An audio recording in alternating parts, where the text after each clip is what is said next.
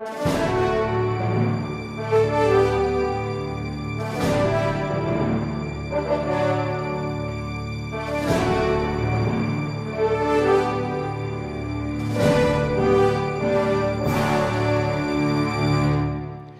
depender de certos teólogos, a Igreja do Brasil vai deixar de ser católica. No Parresia dessa semana, nós gostaríamos de falar a respeito da ressurreição de Jesus e sobre as modas teológicas que estão no nosso país. Primeira coisa, quero colocar bem claro, não quero dizer aquilo que é a opinião do Padre Paulo. Gostaria de colocar para você a fé da Igreja. E não somente isso, usar de forma autoritativa os ensinamentos que estão no Catecismo da Igreja Católica, nas encíclicas papais e aproveitar o segundo volume do livro Jesus de Nazaré, publicado recentemente pelo Papa Bento XVI, para esclarecer a nossa fé a respeito da ressurreição. Então, vamos lá. Em primeiro lugar, existem dois teólogos que vendem muitos livros aqui no Brasil. O primeiro é um que mora aqui no Brasil chamado Reinhold Blank. Ele vende muitos livros de escatologia. Aliás, parece que os livros dele são adotados em tudo quanto é lugar como manual de escatologia nos nossos seminários. E um outro teólogo chamado Padre Torres Queiruga. É um teólogo espanhol, mas cujos livros estão traduzidos também em português e parece que está fazendo sucesso no nosso país. Pois bem, esses dois teólogos, eles têm uma posição a respeito da ressurreição dos mortos e da ressurreição de Jesus que não são compatíveis com a fé católica. Infelizmente, muitos padres e seminaristas seguem a opinião destes teólogos e vão abandonando aquilo que é a verdadeira fé católica. Vamos então apresentar resumidamente a opinião desses dois teólogos. E, interessante, o Papa Bento XVI, no seu livro Jesus de Nazaré, no segundo volume, ele responde diretamente a estas posições, embora, é evidente, não cite esses autores. Por quê? Porque, para nossa desgraça e infelicidade, a opinião deles não é original. Ou seja, a opinião deles é uma coisa que está se alastrando cada vez mais na igreja do mundo inteiro. Eu estou citando esses dois teólogos porque, infelizmente, são os teólogos que vendem livros no Brasil e cujos livros são usados nas nossas faculdades de teologia. Portanto, muito cuidado com a opinião desses dois teólogos. Em primeiro lugar, essa ideia de que a ressurreição dos mortos não tem nada a ver com o cadáver. Ou seja, Reinhold Blank, nos seus livros, coloca esta ideia estranha de que o cadáver não tem nada a ver com o corpo que irá ressuscitar. Por isso, muitos padres que vão a Ezequias, que fazem oração pelos mortos, não é? A encomendação dos cadáveres, já podem dizer, veja, esse nosso irmão, ele não está mais aqui, ele já está ressuscitando. Ou seja, a ressurreição seria uma realidade que não tem nada a ver com o corpo que está lá. É algo que acontece na meta-história, ou seja, fora deste mundo. Portanto, o corpo vai morrendo aqui e vai ressuscitando lá do outro lado. Nesse sentido, o padre Quevedo é da mesma opinião do teólogo Reinhold Blank. Padre Oscar Quevedo também pensa que o cadáver vai morrendo aqui e vai ressuscitando do outro lado, e esse processo, segundo ele, levaria cerca de 21 dias. O Papa, no seu livro Jesus de Nazaré, no segundo volume, responde a esta realidade dizendo muito claramente: que raça de fé católica é esta? Ou seja, que cristianismo é este que vê na ressurreição uma realidade tão fora do mundo, que não tem nada a ver com a pessoa que morreu? Meus irmãos, não é esta a nossa fé.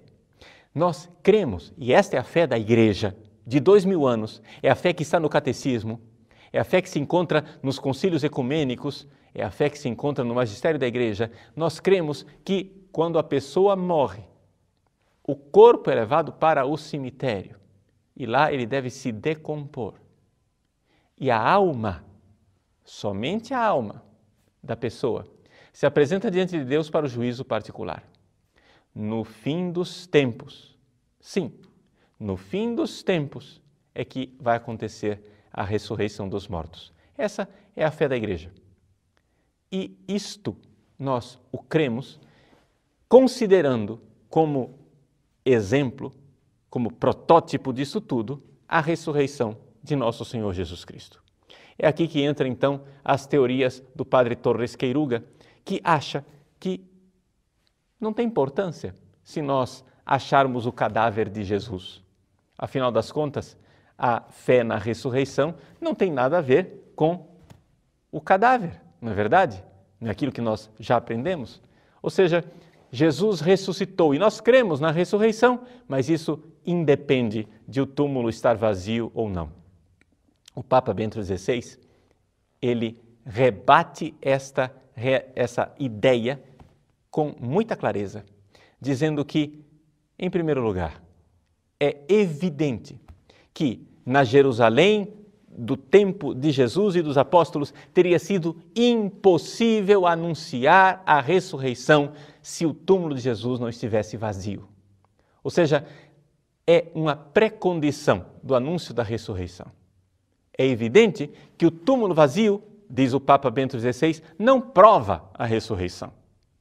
E isto não precisa ser um grande teólogo e especulador para deduzir isso, porque os próprios evangelhos dizem isso.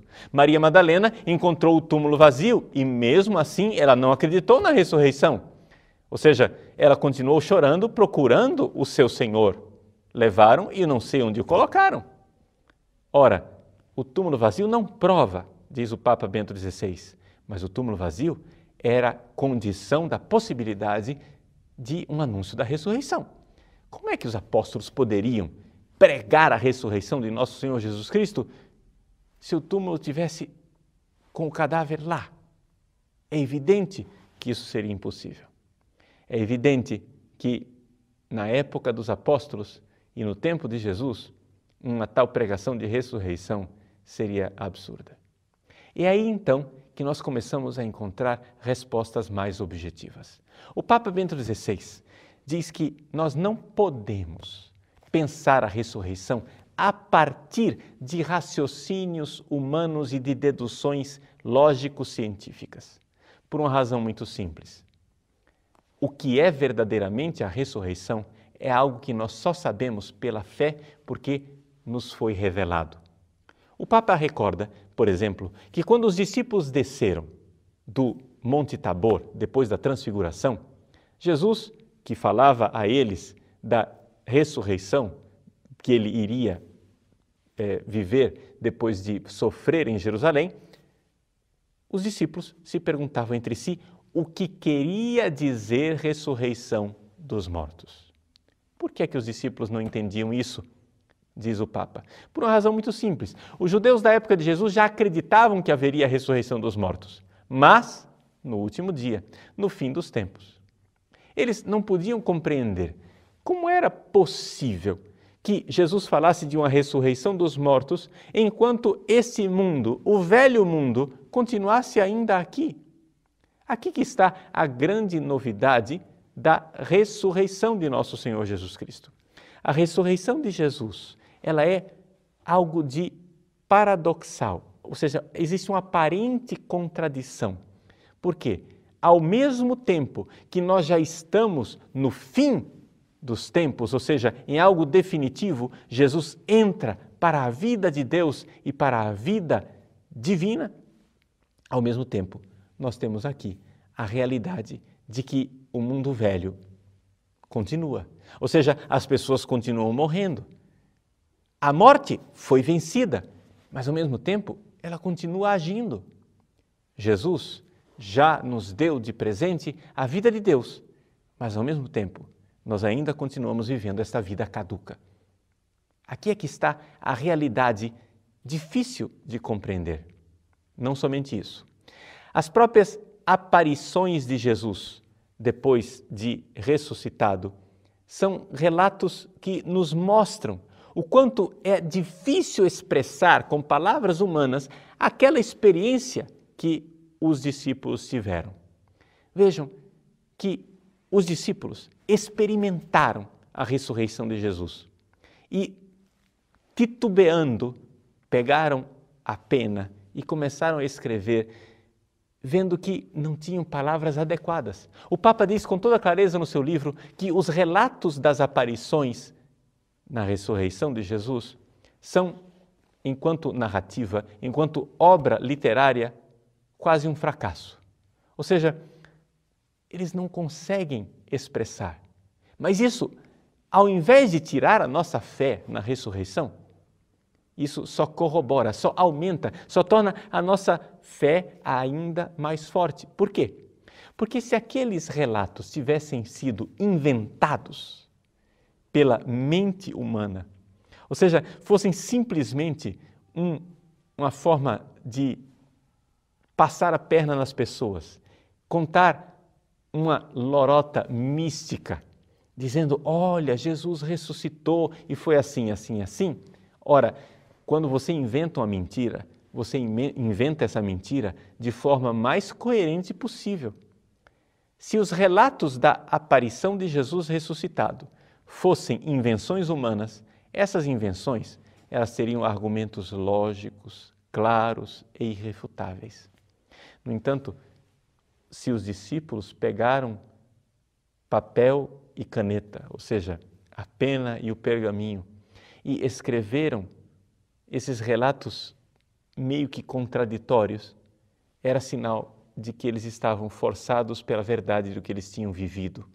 Ou seja, eles viveram uma coisa, tinham que relatar aquilo, mas viam que as palavras humanas não davam conta de relatar aquilo que eles viveram. Então, o que é que esses apóstolos e discípulos de Jesus que viram Jesus ressuscitado viveram de fato? Em primeiro lugar, eles viram realmente um corpo. Não se trata de uma experiência mística somente. Ou seja, o que os apóstolos viram não foi como uma visão que os 3 pastorinhos tiveram em Fátima. Ali trata-se de uma experiência mística. O que eles viram foi um corpo de verdade. Ou seja, era algo físico. E isto se vê claramente quando eles insistem na realidade de que Tomé tocou nas chagas, Lucas fala que Jesus se alimentou, fala que Jesus se mostrou para eles, eles reconheceram Jesus como não sendo um fantasma. Porque o que é um fantasma? Um fantasma é alguém que ainda pertence ao reino dos mortos. Jesus, não. Jesus é o rei que venceu a morte. Aqui está a grande realidade. Jesus se apresenta fisicamente. Mas ao mesmo tempo que é uma presença física, eles notam que essa presença física é diferente, porque ele entra em locais fechados. Também é o corpo de Jesus que foi crucificado, mas está diferente. Tanto que uma coisa constante nos relatos da ressurreição é que Jesus nunca é reconhecido pelo seu rosto. Ele é reconhecido por outras características. É reconhecido pelas chagas, é reconhecido ao partir do pão, é reconhecido porque puxam a rede e a pesca é milagrosa. E eles não ousavam perguntar quem era, porque sabiam que era Jesus. Isso quer dizer que era reconhecível, mas não era tão evidente assim. Aqui nós temos então um paradoxo, diz o Papa Bento XVI, que é criado pelo fato de que Jesus tem agora um corpo glorioso. E aqui está a grande diferença entre a ressurreição de Jesus e a ressurreição, por exemplo, de Lázaro, da filha de Jairo, do filho da viúva de Naim. Quando Lázaro ressuscitou, ele simplesmente voltou à vida. Ou seja, o Papa diz, é como se isso fosse uma reanimação, como se médicos na UTI, pela sua capacidade científica, tivessem reanimado uma pessoa que já estava morta. Pois bem, a reanimação de um corpo morto em nada muda a nossa vida. Lázaro ressuscitou, mas a minha vida e a sua vida continuam a mesma com essa realidade. Porque Lázaro ressuscitou, mas ressuscitou para morrer outra vez. Jesus é diferente. Jesus não voltou à vida. Ao contrário, Jesus venceu a morte. É diferente de voltar à vida. Jesus vence a morte porque Ele, nosso Senhor, agora entra numa vida divina.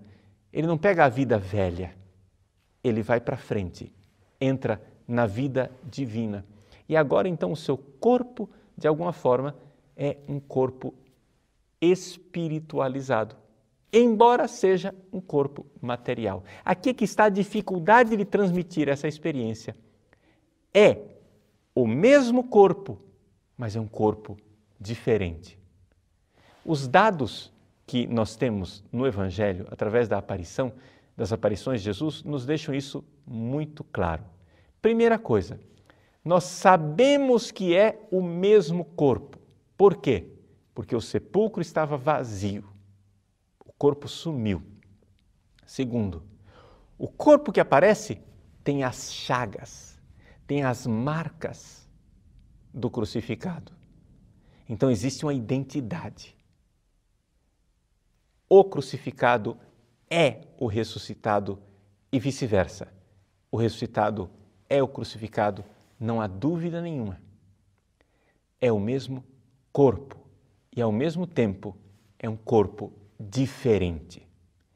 Aqui é que está a dificuldade de nós transmitirmos a nossa fé. Existe esse paradoxo.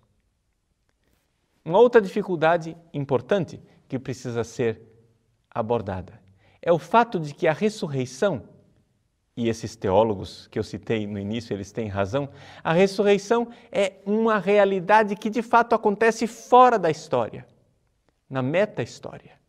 Mas o Papa Bento XVI recorda, ao mesmo tempo, ela não é completamente fora desta história.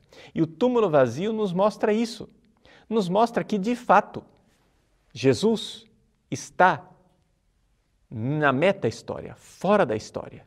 Mas, ao mesmo tempo, esta ressurreição já acontece dentro da história e o túmulo vazio, as aparições e a presença de Cristo ressuscitado na vida da igreja atestam esta realidade. Nós não podemos dizer que a ressurreição é algo completamente fora da história. Um último ponto que eu acho que é importante salientar. Eu não estou aqui condenando pessoas concretas. Não estou, de forma alguma, condenando a pessoa concreta do senhor Reinhold Blanc, do padre Oscar Quevedo e nem do padre Torres Queiruga. O que eu estou condenando, sim, são os seus pensamentos. E, aliás, vamos dizer bem claro, não sou eu quem os condeno, é o próprio catecismo da Igreja Católica, é a doutrina da Igreja de 2000 anos. Não adianta a gente querer disfarçar e tapar o sol com a peneira. O que eles ensinam não é aquilo que a Igreja ensina há 2000 anos. O que a Igreja ensina há 2000 anos está no catecismo. E, se nós quisermos uma abordagem teológica boa, moderna, razoável, vamos ler o livro do Papa Bento XVI, no seu Jesus de Nazaré, segundo volume, que nós estamos esperando e aguardando ansiosamente para que seja publicado também aqui no nosso país e nós possamos lê-lo. Meus queridos, trata-se de nós compreendermos que a nossa fé na ressurreição de Jesus muda completamente a nossa vida. O Papa Bento XVI diz uma coisa que eu acho que é importante salientar agora para amarrar tudo aquilo que eu disse, que a ressurreição de Jesus, de forma alguma, vai contra a ciência, vai contra o conhecimento científico moderno. Porque, vejam, alguns desses teólogos argumentam exatamente isso, que nós não podemos falar da ressurreição de Jesus da forma como a Igreja tradicionalmente costuma falar, porque isso entraria em contradição com a visão científica do mundo moderno. É esse o pensamento, por exemplo, do teólogo Rudolf Bultmann. Pois bem, o Papa Bento XVI esclarece muito de forma muito perspicaz. Ele diz, vejam, aqui não se trata de contradizer a visão científica do mundo. Quando Jesus ressuscita, ele abre diante dos nossos olhos toda uma dimensão da realidade que nós não conhecíamos. Trata-se de uma dimensão da realidade que não é objeto de especulação científica. É como se Jesus abrisse uma porta e mostrasse toda uma realidade que antes era invisível aos nossos olhos e, no entanto, estava aí, porque estava desde todo sempre nos desígnios de Deus. Quando nós comungamos, quando nós recebemos Jesus ressuscitado na comunhão eucarística, nós entramos nesta dimensão. Vejam, não é uma dimensão meta-histórica, uma coisa que está lá do outro lado do mundo, sei lá onde, perto de um Deus inacessível. Não, não é algo que está na eternidade, no sentido de um tempo fora do tempo, mas é Deus que entra na nossa história. Jesus ressuscitado aqui. Eu comungo. E quando eu comungo, eu entro em contato com este corpo. Um corpo que eu só reconheço na fé. Não pelo rosto, mas pelos sinais. Pela fração do pão, pela rede jogada, pelas chagas de amor. O corpo de Cristo ressuscitado, eu reconheço na sua presença real, na Eucaristia, porque tenho fé. Assim como os primeiros apóstolos foram chamados a ter fé também, diante daquelas aparições tão reais e concretas, diante daquela presença tão real, eles tiveram que ter fé, como Tomé também teve que ter fé, tocando as chagas e reconhecendo meu Senhor e meu Deus. Diante do Cristo ressuscitado na Eucaristia, façamos o mesmo. Reconheçamos este corpo ressuscitado. É toda uma nova dimensão do mundo, deste mundo, onde o outro mundo de Deus já está presente aqui. Basta ter fé para reconhecer.